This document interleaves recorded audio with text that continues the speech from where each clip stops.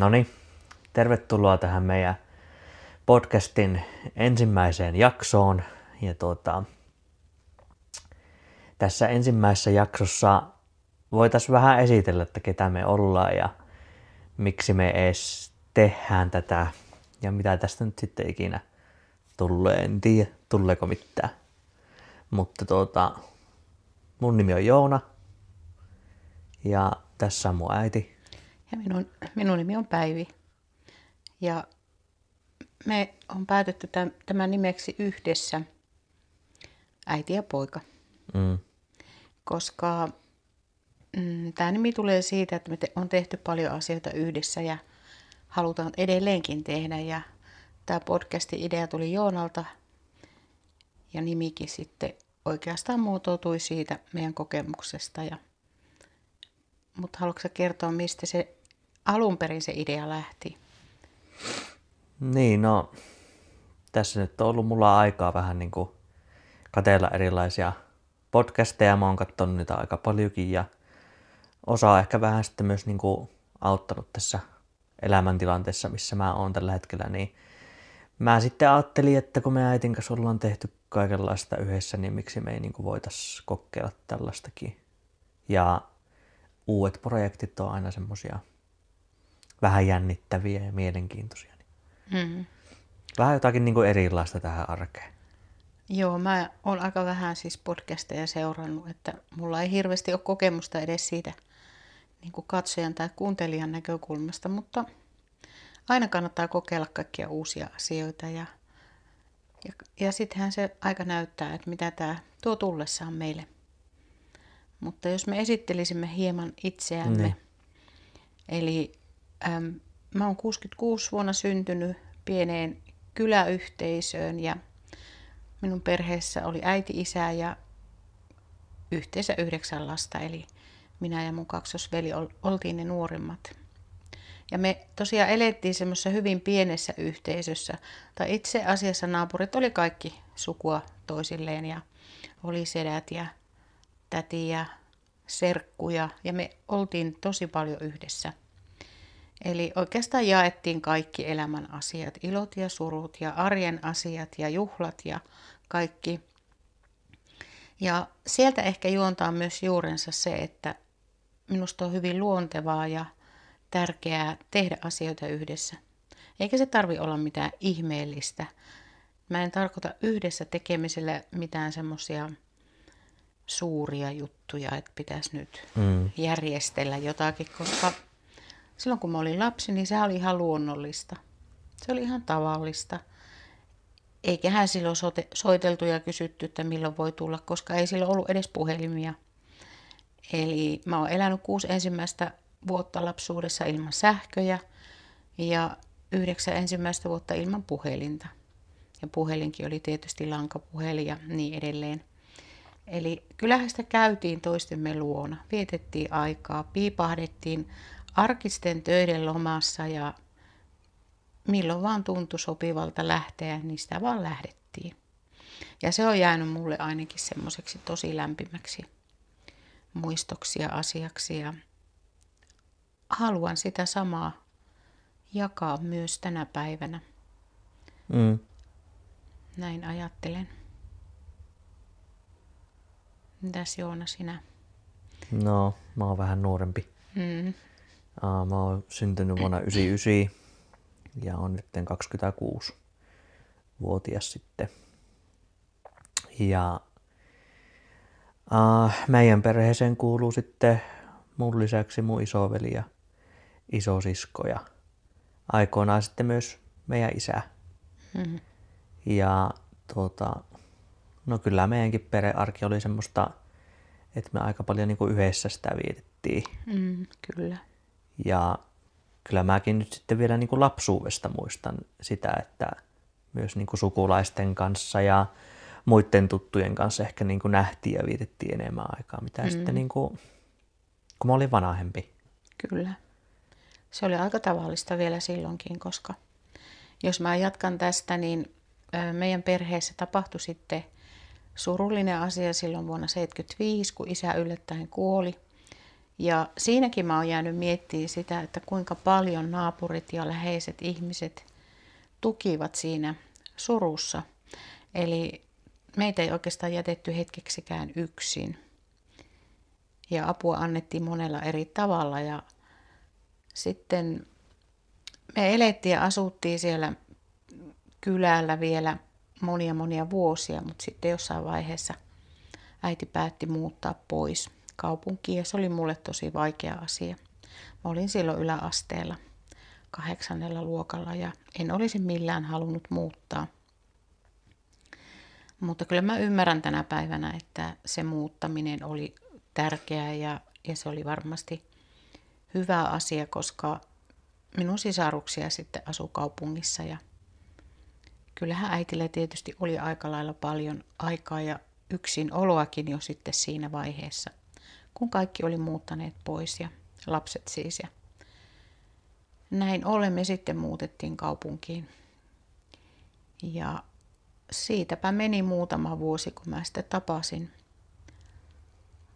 lasteni isän ja hän onkin sieltä samalta kylältä kuin minä, mutta me emme olleet koskaan aikaisemmin tavanneet. Ja meillä oli heti semmoinen yhteinen haave ja ajatus, että me muutetaan sinne takaisin. Ja niinhän me sitten muutettiin. Eli te olette myös syntyneet ja kasvaneet siellä samalla kylällä. Eli sitä lapsuutta viettäneet vähän samoissa ympyröissä ja ympäristöissä ja aika lailla varmaan samantyylisestikin, ainakin osan lapsuudesta.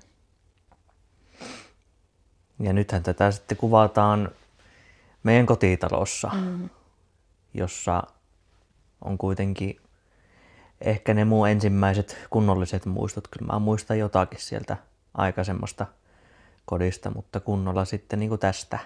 Joo. Sä olit 3, kun me muutettiin, eli tässä ollaan nyt sitten asuttu 23 vuotta tänä keväänä. Ja tietysti se muuttaminen johtui monestakin seikasta, että töistä ja kouluasioista, eli koulu lakkautettiin siellä kylällä ja tuntui sitten paremmalta lähteä tänne, joka ei tämäkään ole mikään iso paikka, että ei sillä tavalla mikään kaupunki tai muu, että pienet ympyrät tai pienet yhteisöt on tässäkin ympärillä, mutta vähän eri lailla kuin siellä aikaisemmin. Mutta mä koen, että aika semmoista normaalia perhearkea, mikä nyt onkaan normaalia, mutta semmoinen aika turvallinen ja perus lapsuus. Lapsuus on ollut. Että. Jonkun verran reissattiin, mutta ei mitään suuria ulkomaanmatkoja tai muita. Että kyllä enempi kuin minun lapsuudessa, jolloin minä en oikeastaan ole reissannut juuri missään. Mutta siihen vaikutti monet seikat, tietysti isän kuolema ja kaikki asiat. Ja sitten myöskin sinun elämässä tapahtui muutos, kun sinä olit nuori tai meidän perheessä. Niin. Eli meidän perheen isä kuoli myös sairastettua 2,5 vuotta. Eli me ollaan koettu vähän samanlaisia asioita, tosin minä vähän nuorempana kuin sinä, mutta kuitenkin suuri menetys. Asia, joka koskettaa ja kulkee kyllä, voin sanoa, että se kulkee mukana koko elämän ajan, koska niinhän minun isän kuolemasta tulee nyt 50 vuotta ja kyllä se on minun matkassa se asia kulkenut. Tietysti se on nyt vähän jo tietyllä lailla kauempana, mutta mä muistan, kun sinun isäsi kuoli, niin mä ajattelin, että miten te lapset selviätte siitä. Se oli ensimmäinen semmoinen suuri huoli itsellä, mutta sitten mä ymmärsin ja muistin, että niin. Olen itse kokenut sen saman asian ja tässä minä kuitenkin olen. Niin. Sen asian kanssa elänyt jo pitkään ja ehkä mä pystyin ymmärtämäänkin sitten sitä teitä lapsia ihan eri tavalla, kun oli se oma kokemus. Ja ensi vuonna tulee sitten 10 vuotta mun isän Niin, menehtymisestä, että aika pitkä aika se kuitenkin on. on se. Mutta mitä sä ajattelet, tuntuuko se, että miltä se 10 vuotta tuntuu? No aika silleen niinku, kyllähän tää on semmoista niinku erilaista elämää. Että vähän niinku olisi jopa niinku toinen elämä Kyllä. alkanut siitä menehtymisestä, että ei enää hirveästi niinku muista niinku ennen, mitä on tapahtunut silloin, kun isä vielä niinku eli. Niin. Että sieltä, täältä ja tuolta niitä lapsuuden muistoja, mutta että on niinku hyvin semmoinen niinku erilainen elämä ollut sitten sen jälkeen. Toki mä oon myös niinku aikuistunut tässä samalla, että on sitten niinku aikuisemman elämän sitten aloittanut. No, haluatko kertoa siitä aikuistumisesta ja mitä sulle on tapahtunut sitten sen yläasteen ja lukion jälkeen? No, täällä kotipaikkakunnalla tosiaan kaikki koulut kävin ja sitten armeijan jälkeen muutin sitten pois täältä kotoa vuonna 2020. Niin. Eli kohta 5 vuotta sitten. Näin. Ja en nyt ehkä sitä sille hirveästi niin kuin suunnitellut, mutta mä sitten lähdin opiskelemaan sosiaalialaa ja sosionomiksi sitten Kyllä. ammattikorkeakoulussa. Niin, ja meitä yhdistää se asia myös, että minä opiskelin silloin sosionomiksi, kun mä odotin sinua, eli valmistuin silloin 98 ja sitten synnyin 99 helmikuussa, että olemme valinneet vähän samanlaisen polun, siis ammatillisen polun. Eli se on jännä miettiä, että mitä yhteistä on tapahtunut, siis nämä läheisen ihmisen menettäminen ja sitten myös tämä samansuuntainen koulutus. Ja vaikka minä en ole tehnyt sosionomin töitä juurikaan, mutta siltikin se koulutus on semmoinen pohja, joka tukee nykyistä työtä. Ja minusta oli oikeastaan aika mukava, että sä lähdit opiskelemaan sitä, vaikka me emme olleet siitä asiasta kyllä juurikaan puhuneet. Niin. Että se oli ihan sun oma valinta, mutta tietysti mä pystyin sitten kertoa vähän siitä, että mitä se tarkoittaa ja minkälainen se työ tulee olemaan, tai siis mahdollisuuksiahan monia, mutta mitä se käytännössä on. Ja tietysti meillä on siis 3. sosionomi tässä perheessä, eli vanhin lapsista on myös käynyt sen saman koulutuksen. Ja onhan siinä semmoinen hyvä puoli, että on itse voinut ainakin tukea, käydä keskusteluja ja sitten ymmärtää myös sitä, että mitä se opiskelu on ja mitä se työ on. Mutta en tosiaan mä sitä niin kuin hirveän pitkälle suunnitellut, että mitä mä vaikka olisin halunnut tehdä sitten työkseni tai silleen. Mä vaan vähän niin kuin lähdin kokeilemaan sitä Niin. ja se sitten kuitenkin tuntui sen verran omalta, että mä niin kuin kävin sen loppuun sen koulu. Mutta ennen sitä koulua niin tuntui vähän, että ei oikein niin kuin tiennyt, että mitä niin kuin tekisi elämällä. Että toki se vuosi 20 oli vähän semmoinen outo muutenkin, kun oli kaikki koronat sun muut. Niin. Tuli silloin, että se oli vähän sellaista outoa aikaa, mutta tuntui vähän, että oli silleen niin kuin hukassa. Joo. Ehkä sen niin kuin elämän suunnan suhteen, että mitä niin kuin tekisi. Niin ainakin sitten tuli niin kuin joku suunta sille elämälle sitten, kun lähti opiskelemaan. Niin, mutta se, että tämä nimi Yhdessä, niin tokihan me olemme tehneet yhdessä asioita ennen kuin sä lähdit opiskelemaan ja muutit pois täältä. Ja sulla tuli tämä musiikkiharrastus. Ja se tuli vähän yllättäen. Tai ainakin, No niin, se tuli mullekin aika yllättäen. Se oli vähän semmoinen yllättävä asia, koska aikaisemmin et ollut juurikaan laulanut tai et kyllä soittanut ainakaan mitään instrumenttia ja sitten vaan tapahtui asioita, jotka johti siihen, että yhtäkkiä sä löysitkin sen musiikin. Ja jos kerrot vähän siitä, miten se tapahtui. Niin, no en mä nyt tiedä, niin suunniteltiinko me sitäkään asiaa. Ei me suunniteltu. Hirveän monia asioita me ei kyllä olla suunniteltu hirveästi, mutta se jotenkin vaan sitten lähti sitten jotenkin rullaamaan se semmoinen, että me alettiin järjestää semmosia tuokioita, esiintymisiä, jossa mä sitten esitin musiikkia. Kyllä. Eli sä soitat kitaraa ja laulat ja teet omaa musiikkia. Ja olisiko se ollut lukioaikaa kuitenkin, kun me ruvettiin tekemään. Eli minä työssäni teen myöskin tällaista ilmaisullista juttua, eli monenlaisia asioita. Ja taisin vaan jollakin kertaa sitten pyytää, että tehdäänkö yhdessä. Ja niinhän me sitten tehtiin ja se toimi kyllä mun mielestä meillä jotenkin hirveän luontevasti ja silleen niin kuin helposti, että meidän ei ole kyllä tarvinnut harjoitella kauheasti asioita, vaan me ollaan käyty pääpiirteitä tuokio läpi ja se on kyllä sitten toiminut.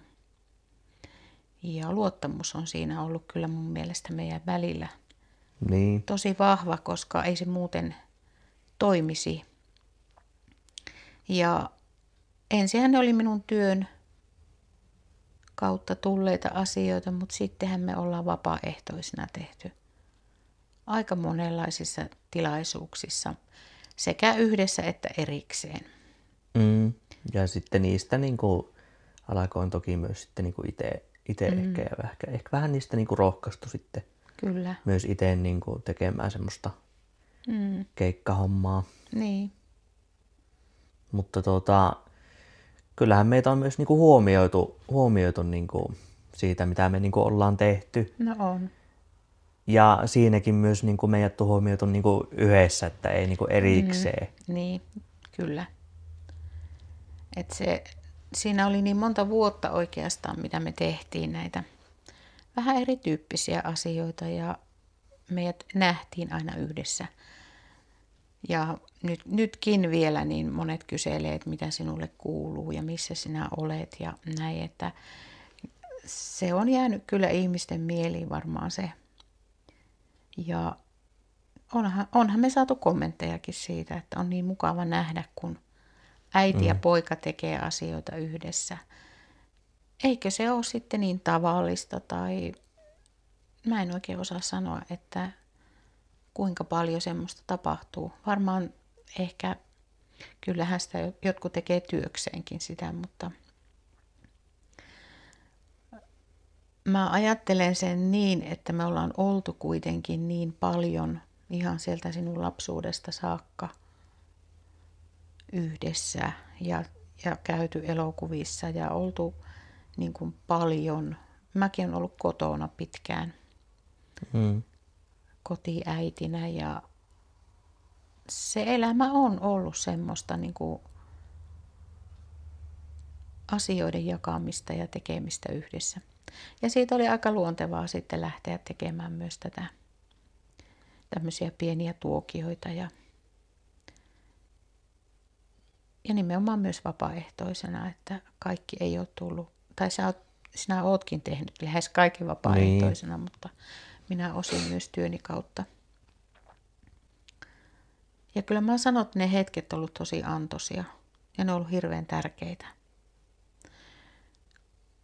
Koska siinä luodaan myös semmoista tietynlaista polkua siihen yhteiseen elämään ja yhteydenpitoon nytkin vielä, vaikka me emme enää asu tässä. Eli sä tulit välillä taas takaisin ja niin, mä oon kerennyt vähän asua siellä sun täällä. Ja lähtiä sitten taas pois. Mutta että sitten kun valmistui sosionomiksi, niin sitten vähän eri tavalla tehtiin taas yhteistyötä, että me oltiin sitten niinku, työkavereita tietyllä tapaa. Joo. Ja sitä kautta sitten tehtiin joitain semmoisia pieniä pieniä juttuja yhdessä, mutta samalla sitten me nyt asuttiin myös yhdessä Joo. noin vuoden verran, että en tiedä onko sekään niin hirveän normaalia Niin. Suomessa, että tämmöinen 25-vuotias tulee vielä Takaisin. asumaan äitinsä luokse takaisin. Ja niin kyllä mä vähän silleen mietin, että mitä muut mun ikäiset sitä ajattelee. Mutta ihan hyvin se meni sitten kuitenkin. Ja ehkä se oli mulle ihan hyvä, että mä tulin tänne vähäksi aikaa asumaan. Varmaan oli, ja kyllä mä itse ajattelen, että muahan se ilahdutti ihan hirveästi, että mä olin asunut siis pitkään yksin. Ja meillä on kuitenkin tilaa niin paljon, että se on varmaan, joka helpotti sitä yhteistä asumista, koska molemmilla on tilaa olla. Niin ehkä jos tämä talo olisi ollut pienempi ja me olisi oltu tietyllä lailla lähempänä, niin se olisi voinut olla vaikeampaa. Mutta sitten kun meillä on oikeasti hyvä tilanne siinä, että sitä tilaa on. Niin. Ja mä ainakin niin kuin olin iloinen ja kiitollinen siitä, että voitiin jakaa taas asioita, siis kaikenlaisia asioita, että kun sä muutit takaisin, niin sä et olettanut, että äiti nyt sitten on se, joka kustantaa ja maksaa kaiken. Musta se oli myös hirveän hieno ele huomioida se, että vaikka palaa takaisin, niin se ei tarkoita sitä, että ei tarvitsisi huolehtia. Eli meillähän sujuu myöskin se asia niin kuin hyvin. Aivan niin kuin meillä on ne asiat ja yhdessä tekemiset sujuneetkin. Ja nyt sitten kun tilanne on taas erilainen, niin kyllähän me aika paljon pidetään yhteyttä. Ei välttämättä joka päivä, mutta nyt on tietysti välimatkaa sen verran vähempi, että pystytään näkemään ja olemaan myös yhdessä ja jakamaan aika tärkeitä asioita ja vaikeitakin asioita. No joo, mutta kyllä mä nyt sanoisin, että aika tavanomaista enemmän me ehkä pidetään yhteyttä kuin muut mun ikäiset, ketä mä tunnen. Että, että ehkä myös niin kuin siinä mielessä tämä podcast voisi vähän niin kuin silleen avata silmiä ja herätellä. Että... Niin. Ja mitä sä ajattelet, että vaikuttiko isäsi niin kuin kuolema siihen, että taikka yhteydenpitoon minun kanssa esimerkiksi? Joo, totta kai se vaikuttaa. Niin. Vaikka ei sitä silleen niin kuin aktiivisesti niin kuin ajattele. Mutta että kun se toinen vanhempi on niin kuin poissa, niin kyllähän se nyt ymmärtää, että myös äitikään ei tässä niin kuin maailmassa ikuisesti elä. Eikä kukaan meistä. Niin, että vaikka en mä sitä ajattele silleen aktiivisesti, mutta että kyllähän sen tiedostaa. Että... Niin, ja kyllä mä ainakin itse mietin, että sitä jotenkin havahtuu näkemään sen, että kuinka suuri merkitys sillä omalla perheellä on ja perheenjäsenillä. Tokihan se vaikuttaa, että minkälaiset ne välit on ja minkälainen suhde on. Mutta se, että itsellä on tullut semmoinen ajatus, että todella osaa olla hirveän kiitollinen. Kiitollinen siitä, että me olemme nyt niin paljon tekemisissä toistemme kanssa. No koetko sä, vaikka sä olit paljon nuorempi kuin mä, kun sun isä kuoli, mutta että muuttuiko sun suhde sun äitiin sitten? Ehkä mä en siinä vaiheessa ajatellut sitä niin, koska mä olin tosiaan niin pieni. Mutta sitten myöhemmin varmaankin, ja kyllähän me pidettiin myös, ja mähän siis asuin lukioajan vielä kotona ja muutettiin sitten sinne takaisin sinne pienelle kylälle, mistä olen itsekin kotoisin. Ja minun äiti oli osin myös siellä vielä silloinkin, ei koko aikaa, mutta esimerkiksi kesäajat. Mutta sitten kun mä aloin opiskelemaan, niin mun äitihän kuoli, eli mä olin silloin 29-vuotias. Eli nuori, aikuinen, meillä oli jo 2 lasta ja oli juuri aloittanut opinnot ja äidin kuolema tuli myös yllättäen. Eli kyllä mä ajattelen niin, että kun on molemmat vanhemmat kuolleet tuolla tavalla, että toinen tietysti silloin kun mä olin lapsi ja toinen silloin kun mä olin nuori, niin kyllä ne on hirvittävän isoja koskettavia asioita ollut mulle. Ja on mennyt hyvin pitkä aika, kun mä oon prosessoinut ja miettinyt. Ja kun sinun isäsi kuoli, niin se taas aktivoitui jollakin lailla ne kaikki menetykset. Että se on hyvin erilaista menettää vanhempi tai läheinen ihminen, kun on lapsi tai sitten nuori tai sitten ihan jo aikuinen. Ja tietenkin se riippuu se, että minkälainen se suhde on ollut. Totta kai. Mutta tämän meidän podcastin tarkoitus on nimenomaan muistuttaa myös siitä, että asioita voi tehdä yhdessä. Ja ne voi. Niin, ja mitä monenlaisia asioita. Mitä kukainenkin kokee niin kuin tärkeäksi. No mistä sä haluaisit keskustella sitten jatkossa, jos me nyt tätä yhtä jaksoa enemmän tehdään? Ollaan me siitä vähän puhuttu, niin. Mutta että mitä se nyt esimerkiksi niin kuin voisi olla? No kyllä mä ajattelen, että semmoisia elämän erilaisia vaiheita, mitä on koettu. Ja meidän matkalla on myös tullut monenlaisia vaikeitakin hetkiä. Ja miten niistä voi selvitä, koska kyllä niistä aina selviää, mutta ne on jokaisella vähän erilaisia ne keinot. Ja ehkä myös semmoisesta, että mikä tuottaa iloa tai voimaa tai mitkä asiat on matkan varrella kenties muuttuneet ja en tiedä, ehkä toiveita, haaveita. Niitähän meillä on iästä riippumatta, vähän erilaisia tietysti, mutta kyllä minusta on tärkeää puhua asioista ja jakaa niitä. Niin olisiko se meidän tämmöinen ajatus jatkoa ajatellen? Joo. Mutta sitten mä mietin, että jos mä nyt heitän tähän loppuun semmoisen kysymyksen. No heitä. Ja mä ajattelin, että me voitaisiin aina heitellä tämmöisiä kysymyksiäkin yllättäen, niin mä haluaisin kysyä, että mistä asiasta sinä olet tänään juuri kiitollinen? Juuri nyt. Jaha.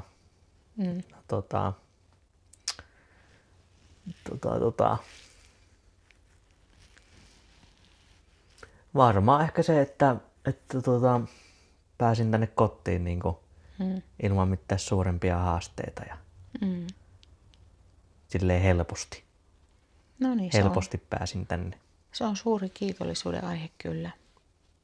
Ja jos mä vastaan tähän samaan kysymykseen, niin mä ajattelen, että mä oon kiitollinen siitä, että valo lisääntyy ja mä oon kevään ihminen ja aurinko ja semmoinen lempeys kevään myötä ja kaikki luonto, linnut, kaikki niin kuin herää uudelleen taas pitkän talven jälkeen. Niin se tuottaa mulle kyllä iloa ja kiitollisuutta ihan joka kerta, aina uudelleen. Joo. Mutta nämä on hyviä kiitollisuuden aiheita. On. Ja niitä on hyvä miettiä. Niin, ei varmaan tule mietittyä ihan joka päivä. Kannattaa. Se on hyvä siitä jatkaa sitten ehkä seuraavaan podcastiin. Niin. Tässä oli nyt tämä eka jakso. Kyllä. Tämmöisiä tyyppejä me ollaan. Tämmöisiä me ollaan ja tästä me jatketaan seuraavaan kertaan. Tehdään näin.